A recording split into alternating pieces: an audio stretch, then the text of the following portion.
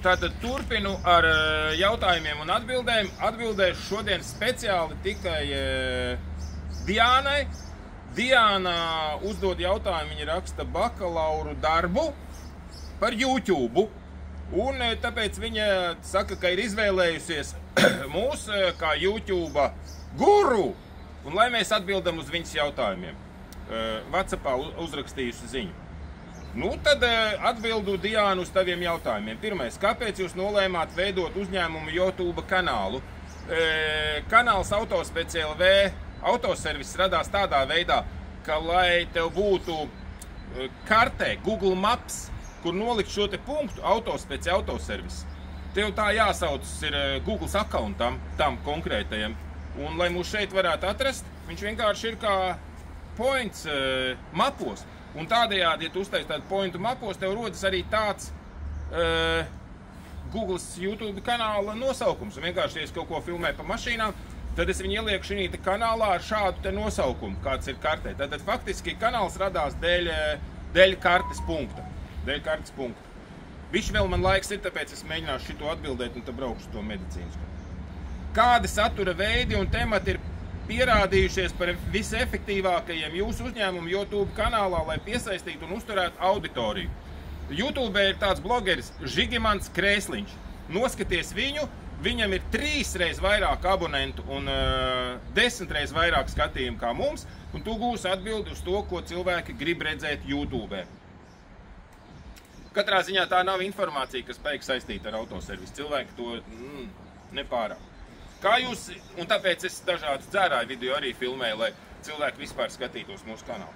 Kā jūs identificējat un saprotat savu mērķa auditoriju YouTube platformā un kā šī izpratne ietekmē satura izstrādi? Nu, daļa ir no ūkeļa un daļa ir vietēja. Daļa ierauj un daļa nē. Pārsvarā visi veči. Kā es parasti kā aizbraucu uz motocross treniņu, man saka, nu, skatās visa Latvija. Nu, hren viņi zina, vai visa Latvija skatās? Visa Latvija skatās Žigimantu Krēsliņu. Tas gan. Kādas stratēģijas jūs izmantojat? Stratēģijas, vai ne? Jūs izmantojat, lai palielinātu abonentu skaitu un auditorijas iesaistīšanos uzņēmumu YouTube kanālā. Es lietoju tādus vārdus kā, ja tu esi nepilngadīgais, aiztais ausis, ja? Bien, pip, pap! Tad es ielicu miskastē BMW 318 T36 palēkāju. It works. Cilvēkiem tas patīk, nu tā es ar daros. Vai jūs analizējat YouTube kanāla veiktspēju un auditorijas uzvedību?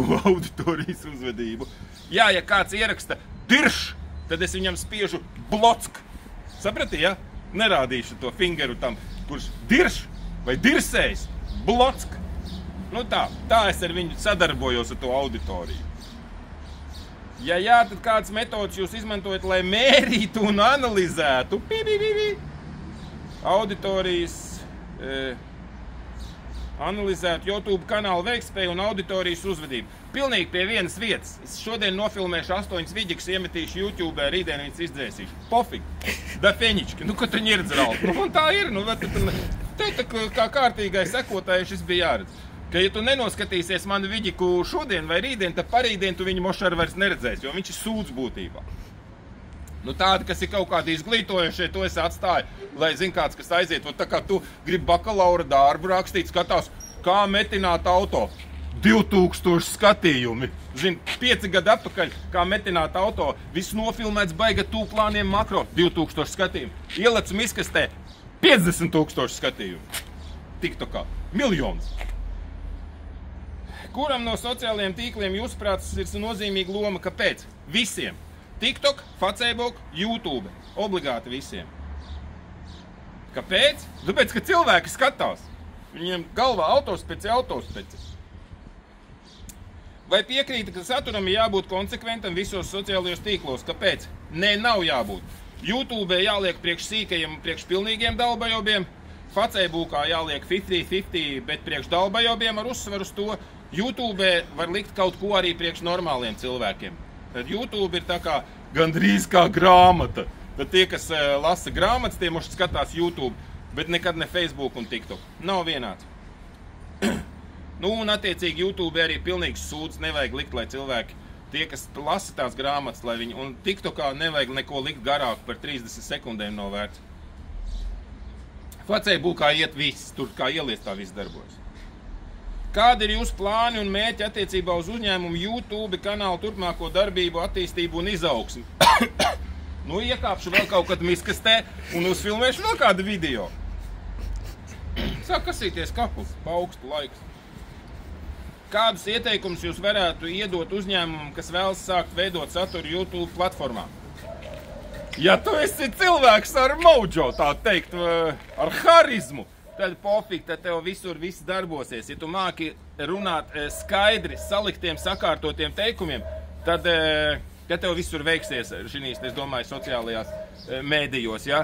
Savukārt, ja tu runā tā, mums te lūdzu, mēs tirgojam briketes, jā, pa 2,20. Neviens tev neskatīsies. Tas arī viss. Nav svarīgi, ko tu pasniedz. Svarīgi ir kā. Saprot, svarīgi kā, ja? Tas arī viss, Diana vai kā tevi sauc, ja?